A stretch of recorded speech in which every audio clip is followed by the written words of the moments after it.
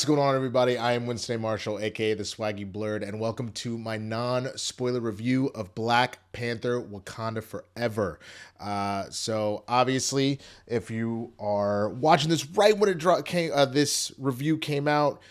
This is the Tuesday before the actual premiere of the film. Obviously, the world premieres happen and the screenings have happened. Film drops this Thursday. So you definitely want to make sure you go and get it. And I'm not going to talk any spoilers. I will talk themes and stuff because there's a lot to unpack in this movie. But if you do want to see my spoiler thoughts on it, I will be doing a full spoiler review with Christian Harloff over on the Christian Harloff channel on our show with myself, Coy Jandrew, and Christian called Capes and Cows. So definitely be sure to do that. But if you're joining me for the first time, man, thank you for coming here. Thank you for coming and rocking with me and whatnot. Go ahead and hit that subscribe button. Come on back. I've been breaking down all sorts of amazing stuff. The final season of Atlanta with my homeboy Matt Thomas. Also have my boy Amaru Moses join us for some of that. I've got some comedy stuff that I've been putting up. You can obviously see here the Law & Order Sports Victims Unit, SVU stuff going on, all that good stuff. But definitely come through. Subscribe to the channel, check out the content, man. Leave a comment, leave a like, all that good stuff. I appreciate you. But let's get to why you're actually here, right? Black Panther: Wakanda Forever, the final film in MCU's Phase 4, and the highly anticipated sequel to the smash hit Black Panther, which had a Best Picture nomination, had 2 Oscar wins for both music, like soundtrack, not soundtrack, just music, like scoring, best score, as well as costume, Miss Ruth Carter, which I'm going to get to her in a moment. But the main focus for a lot of folks, I know people have felt that Phase 4 has kind of been lost at sea. And the one thing that I've talked with Christian and Coy about over on Capes and Cows, and I think a lot of people have kind of come to that conclusion now as well. People are starting to put together that this entire phase has been about grief and what comes next. And the thing about that, honestly, for anybody that has really lost someone or something super important to them, grief doesn't always make sense. Now, I'm not giving a pass to any films or shows in the MCU that didn't resonate, that you thought were executed poorly, anything like that. I think we've all had a feeling one way or the other where we're like, what really is going on here? This doesn't kind of slap the same way that we wrapped up Phase 3 and what we were feeling by the time Endgame was over. But I will say, when people are saying it feels like we're in a million different places, I think now having the full picture of Phase 4, I think it was meant to be a little chaotic, the way that grief can be. If you think about it, the snap, losing 5 years, what that means for people, what losing 5 years would really do to you in that regard, let alone the people that actually died permanently and that aren't coming back, what that means to you and whatnot. And that is what I think Wakanda Forever does better than any other Phase 4 entry. I'm not spoiling anything. It's in the synopsis. It's in the trailers that King T'Challa is dead in this film. It happens in the very beginning, so it's not like they're hiding anything from you. I'm not ruining anything. But again, this is in the trailers. This is in the synopsis. So don't come for me about spoilers. That's not a spoiler. That being said, this film centers around what does it mean to lose your leader? What does it mean to lose your brother? What does it mean when a major political figure is off the board now, and how the world reacts to that? It really genuinely just taps into that. And in particular, it focuses on Shuri and Ramonda and the people of Wakanda, what that grief looks like, with Shuri obviously being our main focus. And I love that Ryan gets right into it with how a lot of people deal with grief. Shuri just leans into her work. She starts off, I'm sure a lot of people are familiar with the 5 stages of grief, what denial, anger, bargaining, depression, then acceptance. The one thing about that is that they don't always go linearly. You don't always start in one particular phase and then move to, you don't start always with denial and immediately go to anger. Sometimes you start with bargaining. And in this case, Shuri starts with bargaining, spends most of Act 1 in denial with a little bit of depression, has flashes of anger in Act 1, and then it fully erupts throughout the rest of the film. And then there's a decision about what she needs to do. I'm not going to say anything more about that, but I think that Ryan did an excellent job of really addressing that stuff that people go through when you lose someone who is so, again, or something, but someone that is so important to you. Now, right away, again, I mentioned the 3 Oscars that the first film was nominated for and what they actually won for. The scoring by Ludwig, again, phenomenal. He kills it. Like, there's a very distinct sound to Wakanda that he brings back, and you're right back in it. And they add a whole new flavor with the I want to make sure as the Talokan that has replaced the Atlanteans, and we really focus on the Talokan are supposed to be more Mesoamerican, based in like Mayan and Aztecian roots. And the culture of that paradise instead of Atlantis from like a Greek myth. You can actually, there's been a number of interviews. I want to make sure I say his name right, but I'm probably going to butcher it. And I'm very, very sorry. Tenoch Huerta Mejera. He spoke on this about how the Mesoamerican stories behind that culture is really what is leaned on to make the Talokan and to replace the Atlanteans, but the exact same idea. It is a people living under the ocean and their paradise and what that nation means and all that kind of stuff. That being said, one of the winners, Ruth Carter, the Academy Award winning costume designer, kills it. She absolutely kills it. You get the same feel of the Wakandans. You get new designs that look absolutely beautiful and lots of great inspirations. But what she does with the Talokan and their outfits are so, so well done. Now, I'm not going to even pretend to be an Aztecian or a Mayan expert, not even remotely close. But she does such a good job giving that Mesoamerican feel to these people. It's just beautiful to see, and to see the juxtaposition of the Talokan and the Wakandans and what their outfits look like and all and their cultures. You really see it with the costume work. Like Ruth, I would not be surprised if Ruth Carter wins another Oscar for this. And I'm not just, capping or anything like that. Like, I genuinely think she did a phenomenal job, and she will, of course, be in the conversation for another Oscar for this. I truly believe. Now let's talk a little bit about the actors that bring it. Truthfully, the entire cast is spot on, but I kind of have my 3 MVPs here that I really want to talk about. Angela Bassett is phenomenal. She always will be. Diane Guerrero is phenomenal. She always will be. Just the whole cast, top to bottom, Lupita Nyong'o, everyone kills it. But first of all, Tenoch, again, I'm so sorry if I mispronounced your name, sir.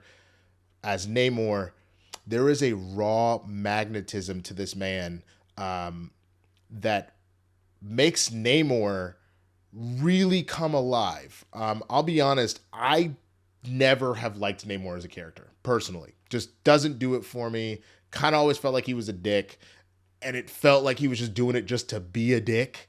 You know what I'm saying? But in this particular film, and I know part of that is going to be writing, so like hats off to Ryan and the writing team for that. But it really is Tenoch's ability to give Namor that attitude and to bring that constant rage that would come, but giving it direction. Namor's always been about defending his people, defending the kingdom of Atlantis and all that kind of stuff.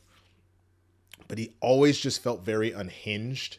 I think by Ryan and Tenoch and the team basing this in Mesoamerica, there's a lot of conversation again about colonization and what that outcome has on a people. It anchored his rage. and it made sense. It made his fears make sense. It made his you know, all of his desires and his push make a lot of sense, giving a similar feel to what Killmonger's rage did. You know what I'm saying? The idea that like he lost, like for Killmonger in the first film, he lost his dad, he felt abandoned, let alone the plight of black folk that have gone through and all that and whatnot. You found a similar element with Namor here that genuinely gives a three-dimensional feel to why someone is doing what they're doing. And I absolutely loved him. And I feel like Tenoch is about to be a superstar. He's been working for a long time, but this is one of his first major international films, like as far as like world reaching. I know he's done a lot of Latin films over the years. And he was recently in the Forever Purge, I believe. But this is like his first major starring role. They even have it at the end with him saying, introducing him. So hats off to this guy. I cannot wait to see what he does next. Let's talk about Letitia. Letitia Wright plays Shuri. She went to new depths that genuinely kind of took my breath away. You know, again, not cap here. She knowing that Shuri's character was so caught up in her emotions and in her grief. It really just meant a lot to me seeing Letitia be able to hit all of those notes and never being stuck in one particular emotion at any given time. For those of you that have followed me that know me from the number of things, know that this year in particular, 2022, was extremely hard for me. I lost two grandparents. I lost a very good job that I was working at the start of the year very abruptly. And I lost a very important project to me all this year. I've been feeling like I've been getting beat up left and right, personally. So I really resonated with Shuri and the grief that she was going throughout the film. Letitia taps into something very deep for this. And each step, each time she responds in a slightly different way or amps things up or pulls back, I was right there with her. And I might be more sensitive to it again because of what I've been going through, but it is something to be said that she specifically just nailed it. She really, really got at the core of what people can feel in those moments.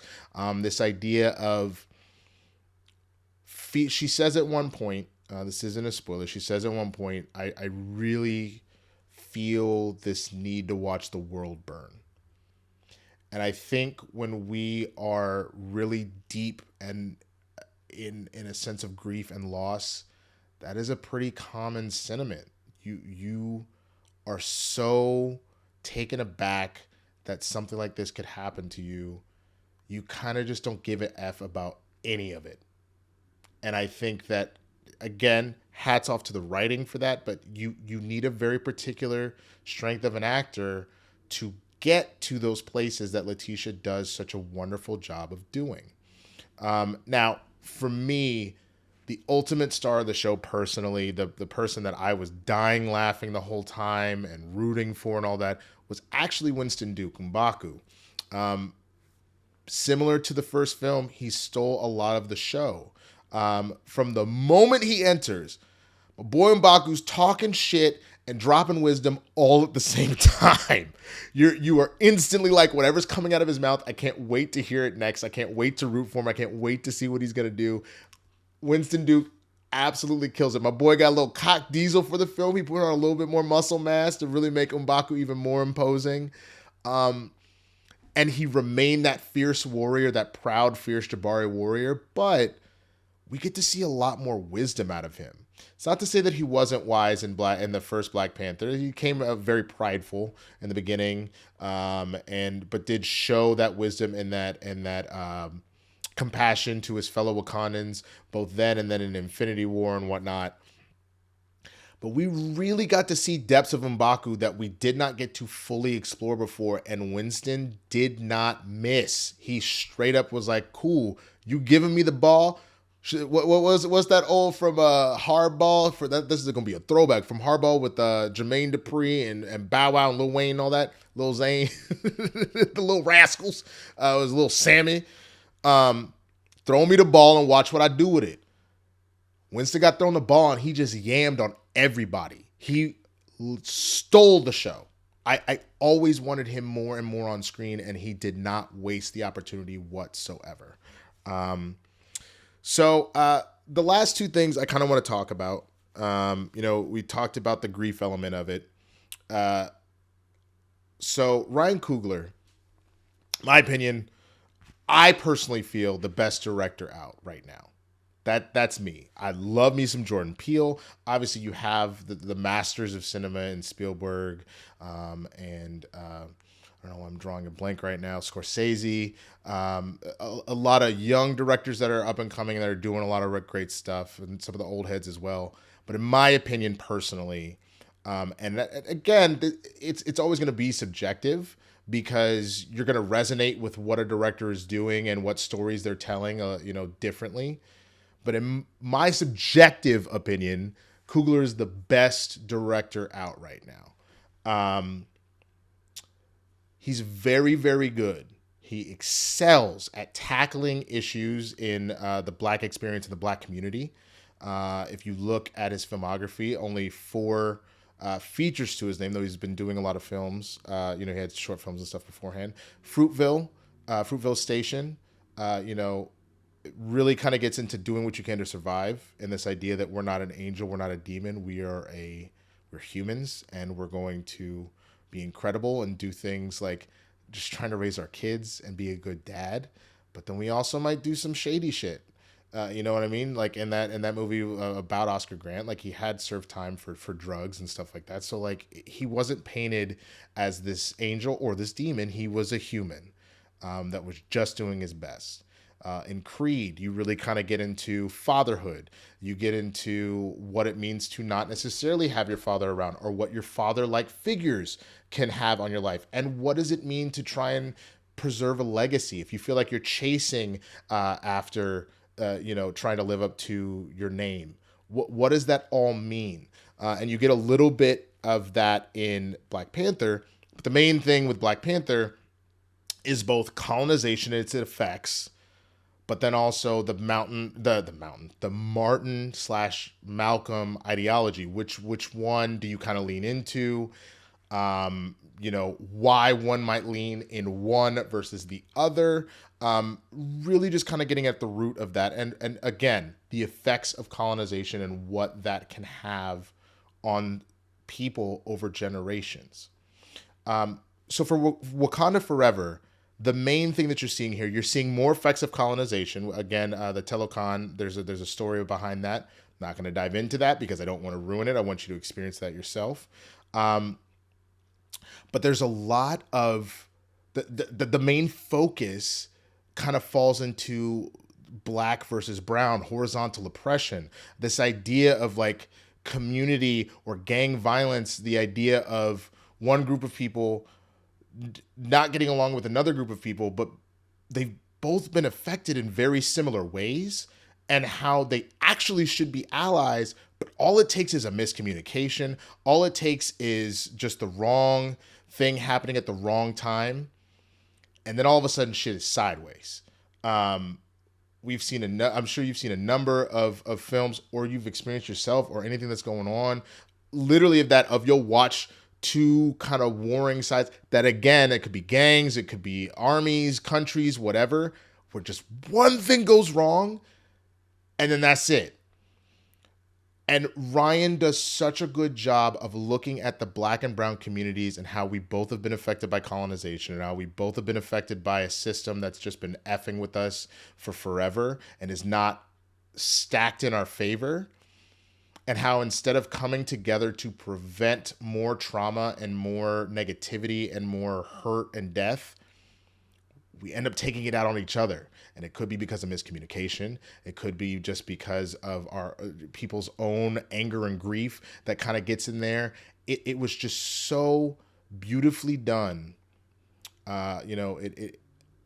it just genuinely reminds me of exactly that, of the same thing that we see a lot of times day in and day out.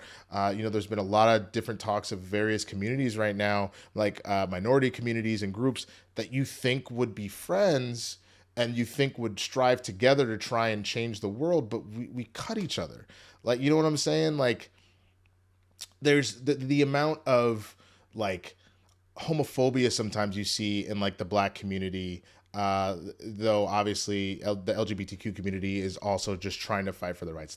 The amount of racism you sometimes see from like white gays, for example. But again, you're talking about people that are just trying to fight for their rights. These are all situations where we all should be lifting each other up.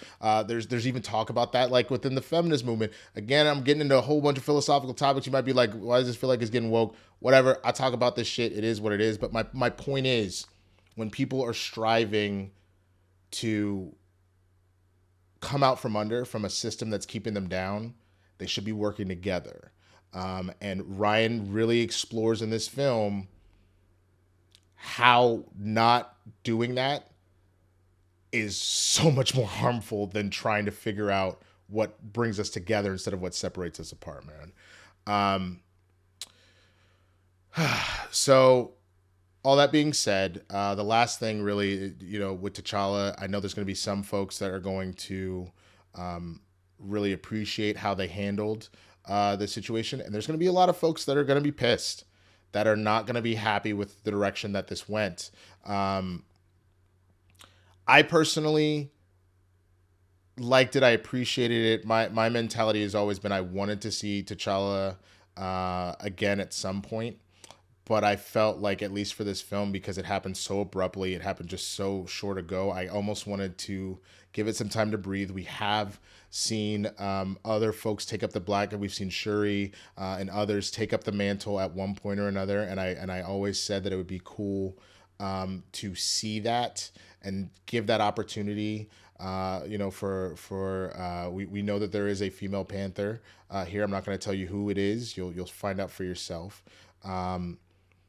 But the idea for little black girls to be able to have that same feeling, not that they didn't have that seeing the Dora Milaje and seeing the first Black Panther, but to have that same idea of seeing a black woman be like the person, to be the leader, to be the protector, to have that same experience and that same inspiration that we did from T'Challa, that black men had from T'Challa and whatnot. And I genuinely hope that we'll continue to see amazing stories like this going forward in the future. Now, they do have a plan for what they're doing with T'Challa. You will find out in the film. Make sure you stay for the mid-credit scene so you get all the information. But again, some people are going to love it and some people are going to hate it. I'm not going to tell you what it is. You need to see it for yourself. But it'll be very interesting to see what they do next. It'll be really interesting to see what happens to the world of Wakanda, what happens to the mantle, what happens to everything. So all that being said, I want to know what you think. If you're watching this before the film, I'm curious what your hopes are for the thing. If I had to rate it out of 5, I've seen it twice now. I'm probably giving it a 4.9. You know what? 4.75. And the only reason I'm knocking it down just a little bit, there were moments I feel like you could have shaved off a little bit of time. I appreciated getting as much as I wanted, but I definitely, the second time, felt it a little bit more, that I was like, okay, this is a long film. It's 2:45, man. Maybe 2:43, something like that. But it is long. And so that kind of takes a little bit away for me, but not enough to have it like be. But like, for me, this is personally the best project out of Phase 4. Certainly the best movie. You could make an argument maybe for WandaVision. For me, again, this is all subjective. You're going to have your own opinions one way or the other. But this was, for me, the best film out of Phase 4. So got to give that a 4.75. I know I probably rated Spider-Man higher I've actually brought that down a little bit, No Way Home. And my only reason for that is this film can kind of stand on its own. It is helpful to have Black Panther, but it's a sequel. You're going to do that. No Way Home, while still an incredible film in my opinion, still kind of has like a little bit of a gimmicky feel, only in the sense that it does rely so heavily on all those other Spider-Man films. And not in like the same way of Infinity War and Endgame per se, a little bit, but just I don't know. This just hits a little bit differently, and I feel like it's going to consistently stay up top for me. So again, thank you so much for watching this, man. If you haven't already, be sure to like on this video, share it out, throw a comment about what you thought about the film itself, and be sure to subscribe to this channel. As I mentioned, I got a lot of content, a lot of reviews, comedy stuff, all that good stuff on this channel. And then if you want to see my spoiler review, I'm not going to do a spoiler review on this channel. I've already talked about most of the stuff that I genuinely want to talk about, but to get at the spoilers, the nitty gritty of it, again, over on the Christian Harloff channel, come hang out with me, Christian Coy. We do a show called Capes and Cows every Friday. We will be doing a spoiler review of Black Panther, Wakanda Forever, so you don't want to miss it. So thank you so much to everybody that watched this. I appreciate you. Much love to y'all. Be sure to come back. And again, follow me, the Swaggy Blerd, wherever Swaggy Blerds are sold. It's across all platforms, man. Got a lot of fun stuff on TikTok, Instagram, all that good stuff. So with that, y'all, I'm going to go ahead and get out of here. You have a good rest of your day. Peace.